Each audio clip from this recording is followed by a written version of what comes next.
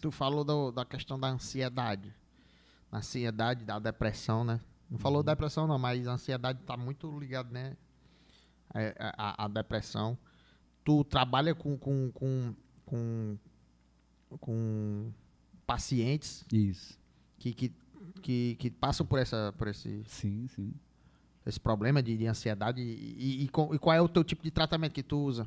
O tratamento ele é interdisciplinar e multiprofissional, né? Tem que ter uma equipe por trás disso que compõe nutricionista, psicólogos, né? Psiquiatras, né? E a questão da psicofarmacologia, porque a doença, a depressão, no caso, ela é uma doença psiquiátrica, ela é uma alteração de neurotransmissores, entendeu?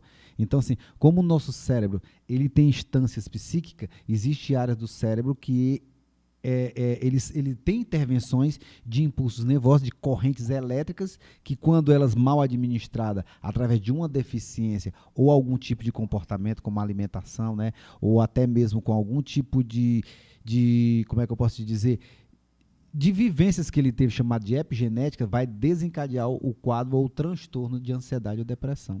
Entendeu? Porque quando se fala em ansiedade, é o conjunto de sintomas e sinais que caracterizam um comportamento. Quando se fala em depressão, você está falando de uma doença psiquiátrica que existe uma deficiência de neurotransmissores que estão sendo mediados naquele momento. Que a sua memória e a sua lembrança, ela pode desencadear vários tipos de emoções no corpo. É tanto que a gente está conversando aqui, se a gente recebe alguma notícia que não seja tão agradável, o teu cérebro ele vai desencadear vários tipos de reações químicas que vai levar o teu corpo a um comportamento. Então, a partir daí, tu entra no transtorno, podendo levar a um quadro psicótico, né, que é aquele que a pessoa entra nas alucinações, né, e a um quadro de depressão, que a depressão não é somente a tristeza, existe vários tipos de depressão, né, vários tipos de comportamentos depressivos, que pode levar desde a ideação, né, ao afastamento, ou até mesmo a um tipo de procrastinação, de intervenção que ele faz dentro do olhar dele, por isso que tem que ter o trabalho medicamentoso, né? Que é para são chamados de antidepressivos, né? O aumento da serotonina. Porque porque tem que detectar primeiro que tipo de não sei se é hormônio, não sei como é o nome, tu vai dizer, de substância que tá deficiente. Isso. Ou que tá para poder fazer essa substituição, não é isso? É. Isso na farmacologia, né? É. Com remédio. Exatamente. E na parte do cérebro da pessoa mesmo, que tipo de trabalho tu pode fazer na tua área. Claro, tem um nutricionista que vai trabalhar para poder repor algumas vitaminas, algumas coisas, tem a farmacologia, né, para repor alguma química. Isso. E na tua área, o que tu pode fazer, o que tu faz diretamente assim para ajudar um quadro desse? O trabalho do neuropsicólogo, né, que trabalha essa questão das instâncias psíquicas, onde o cérebro, ele como comunicador de impulsos nervosos, a gente vai identificar quais são os mecanismos que estão fazendo com que a mente dele, para elaborar a sobrevivência dele, está desencadeando os pensamentos que estão gerando essa cascata de deficiência ou de excesso dessas substâncias que eu te falei, neurotransmissores, entendeu? Então, através da escuta, através do comportamento, a gente vai mediando ele junto com a farmacoterapia, quais são as relações que colocam o sujeito na sua existência. Porque, assim, o cérebro, para te manter vivo, ele vai mexer com as tuas memórias. Essas memórias, chamadas de giro hipocampal, que é uma estrutura que tem no cérebro, ela é que vai mediar os teus pensamentos, e esse pensamento ele vai te mediar a uma resposta, a uma ação, uma reação que vai te levar a secretar neurotransmissores. Se tu tem deficiência através da tua mitocôndria, que está relacionada à tua célula, então o teu corpo vai fazer o quê? Sugar muita energia, então tu vai ficar fraco. Essa fraqueza vai para poder manter o teu corpo em instância, vai mexer com as tuas memórias. Tuas memórias e as tuas lembranças vai te levar a um quadro de depreciar, a um quadro de você ficar com a sua deficiência por conta do excesso de energia, porque o cérebro consome muito do organismo do ser humano. Então, por isso que é feito esse trabalho com o psicólogo, com a equipe, que é para poder você realmente tratar, né, levar essa pessoa a um cuidado mais diretivo, porque senão ele pode entrar em surtos, né, e ao mesmo tempo em ideações, né, que é uma das áreas que eu trabalho também. Cara, como é que identifica? Vai que alguém que está assistindo aí tá com ansiedade, problema de ansiedade, até chegar na depressão e tudo, porque tem muita gente que bate o pé no chão e diz, não, eu vou me virar só, né? É. Tipo assim, tem gente que passa por isso só, sei lá, vai... não sei como é que isso acontece. E tem gente que realmente não consegue, precisa de buscar ajuda, né? O que é que explica a pessoa conseguir se virar sozinha e fazer e passar por um quadro de depressão sem medicamentos, sem um psicólogo, sem um psiquiatra, sem um neuro?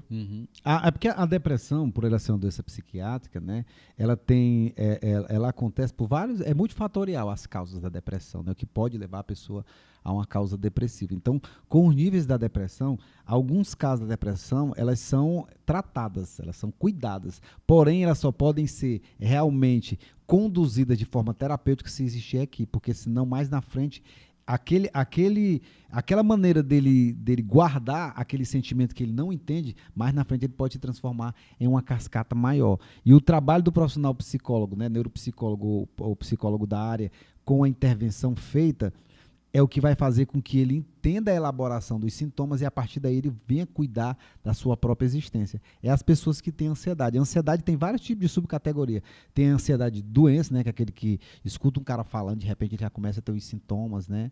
Então, assim, áreas do cérebro, principalmente no córtex frontal, né, que é essa parte que está relacionada a essas ações, geralmente essas áreas elas estão com comprometimento. Então, é por isso que existe um trabalho de profissional que seja da área, que é para poder ele identificar esses traços depressivos para poder cuidar. Porque os traços depressivos é aquele distanciamento, a pessoa começa a se distanciar, é uma pessoa que ele tem excesso de alegria e de repente você olha para ele já está meio triste, é uma pessoa que vai buscar muito a questão da bebida, o uso de substância, porque a bebida, né, e as substâncias, elas inibem o sistema nervoso central, o cérebro, né? Ela começa a secretar lá um neurotransmissor chamado GABA, né, que é o que está relacionado a essa questão da inibição do sistema nervoso central. Então, você identifica quando ele começa a se isolar, não quer mais sair, tá sem energia, começa a não cuidar mais da aparência, começa a desenvolver comportamentos aversivos, é uma pessoa que é hipervigilante, tu fala que ele já fica naquela ânsia. Então, a ansiedade é como se fosse um indicativo, não necessariamente, mas são predisposições para você perceber no momento que a pessoa está pedindo ajuda, porque às vezes eles não pedem ajuda, entendeu?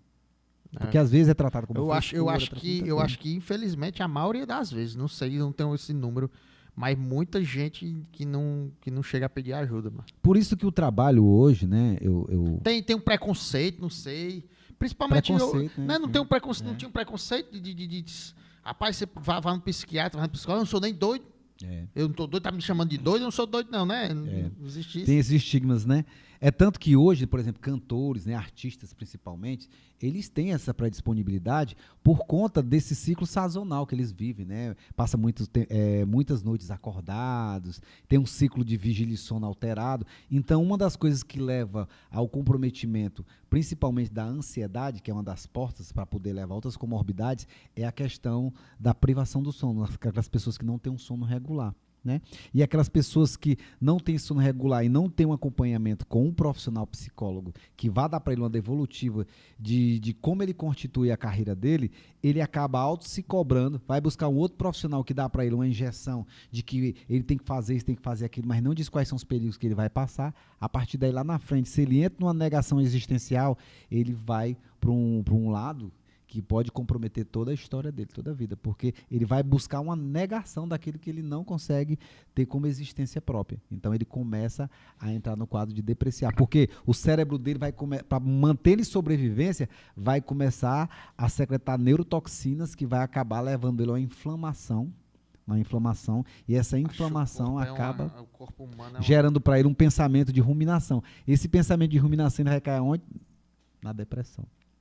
Homem, isso aí foi só um trechinho do nosso bate-papo, ó.